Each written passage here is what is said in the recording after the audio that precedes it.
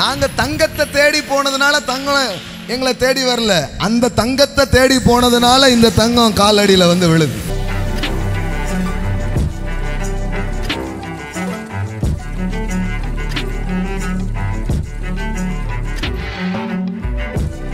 இந்த புக் ஆகாயில் நாம் படிக்கிறோம், வெள்ளியும் என்னுடையது பொன்னும் என்னுடையது என்று சேனைகளின் கர்த்தர் சொல்லுகிறார். அப்படி சொல்லிட்டு என்ன சொல்றாரு? முந்தின ஆலயத்தின் மகிமையை பார்க்கிலும் பிந்தின ஆலயத்தின் மகிமை பெரியதா இருக்கும்.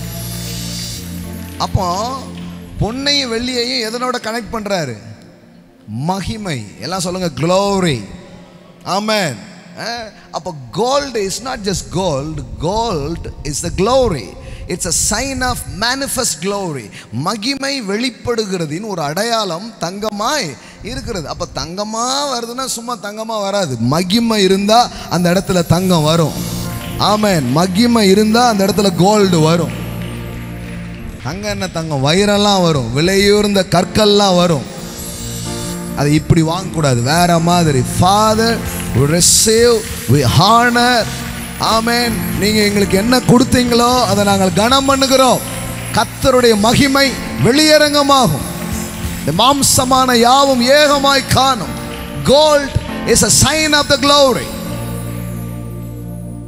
அதனாலதான் மகிமை உங்க நம்ம ஆட்கள் வேற மாகிட்டாங்க. உனக்கு ஒன்றும் இருக்கக்கூடாது. இது அது என்ன மகிமைன்னு தெரியல, மொட்டை அடிக்கிற மகிமை. ஆனால் கடவுளுடைய மகிமை எங்கெல்லாம் வருதோ அங்கே என்ன வருது? தங்கம் வருது. கடவுள் சொல்றாரு, வெள்ளியும் என்னுடையது பொன்னும் என்னுடையது. அப்படி சொல்லிட்டு டக்குன்னு என்ன சொல்றாரு? முந்தின ஆலயத்தின் மகிமையை பார்க்கிலும் பிந்தின ஆலயத்தின் மகிமை பெரிதா இருக்கும். மகிமை பெரிதா இருக்குன்னு சொல்றதுக்கும் வெள்ளி என்னுடையது பொண்ணு என்னுடையது சொல்றதுக்கும் என்ன சம்பந்தம்? சம்பந்தம் இருக்குல்ல.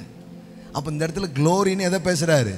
கோல்டு. அப்போ முந்தின ஆலயத்தின் மகிமை பழைய ஏற்பாட்டு நாட்களில் பார்த்த க்ளோரியை விட இந்த புதிய ஏற்பாட்டின் காலத்தில் நாம் பார்க்க போகிற மகிமை பெரிதா இருக்கார்.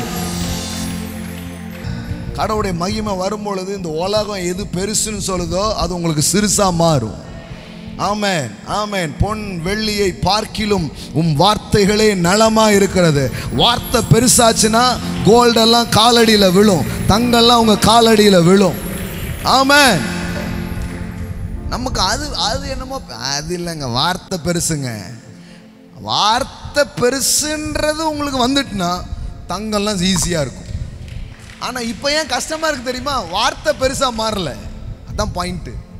இன்னும் வேர்டு என்ன, வார்த்தையின் மகிமை என்ன, வார்த்தை எவ்வளோ வேல்யூவானது, வார்த்தையை நான் தீவிரமாக பெற்றுக்கொள்ளணுமே அப்படின்றது உங்களுக்கு எது வரைக்கும் வரலையோ அது வரைக்கும் அதோடைய மேன்மை உங்களுக்கு தெரியல. எப்போ வார்த்தை கடவுளுடைய வார்த்தை அப்படின்னு வந்துச்சுன்னா தங்கம் கீழே கிடக்கும்.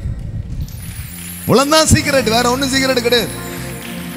நாங்கள் தங்கத்தை தேடி போனதுனால தங்கம் எங்களை தேடி வரல, அந்த தங்கத்தை தேடி போனதுனால இந்த தங்கம் காலடியில் வந்து விழுது.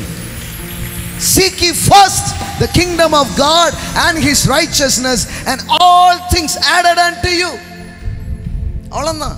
நீ தேட வேண்டியதை தேடணும்னா வர வேண்டியது உங்களை தேடி வரும். இதுதான் ரகசியம்.